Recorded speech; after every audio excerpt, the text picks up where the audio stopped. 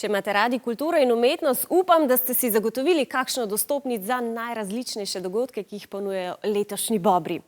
V okviru Bobrovih mladih oči so letošnjo temo, kako so povezane umetnost, znanost in tehnologija, raziskovali in za nas poslali mladi iz javnega zavoda Mladi zmaji ter učenci osnovne šole Prežihovega Voranca, Ljubljana.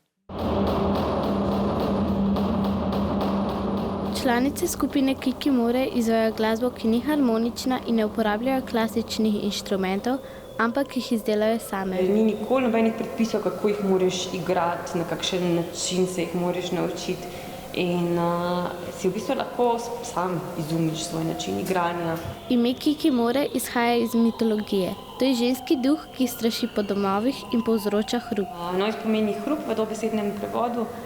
Tako se tudi nekako prevaja in imenuje glasba, ampak v bistvu je pa to glasba, ki temelji na zelo glasnih, večglasnih zvokih, neprepoznavnih zvokih. Zvokom se ukvarja tudi intermedijska umetnica Robertina Šebjanič, ki veliko časa preživi v jamah in na morskih raziskovalnih postajah. Za snemanje živih bitij v jamah ali pa živih bitij v morjih in oceanih uporabljam hidrofone.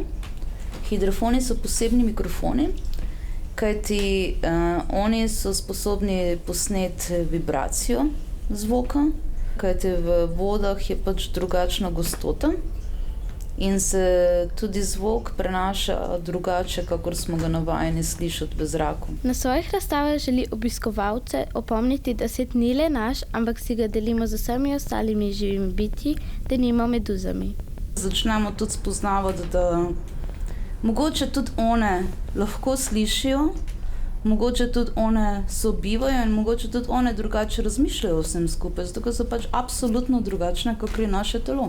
Podobo našega telesa pa imajo humanoidni roboti, s katerimi se ukvarja Maša Jazbec, ki je intermedijsko umetnost doštudirala na Japonskem. Najbolj trenutno pa s temi BCI napravami oziroma Brain Computer Interface, kjer skupaj z ekipo sodelavcem razvijamo neke nove aplikacije za te naprave. To so pač umestniki med možgani in računalnikom oziroma strojem. Preizkusili smo, kako lahko s to kapo, ki ima posebne možgansko-računalniške umestnike, pišemo besedilo z mislimi.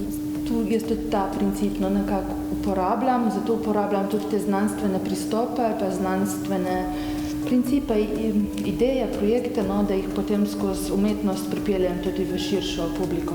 In tako postanejo bolj dostopne in uporabne za vse ljudi.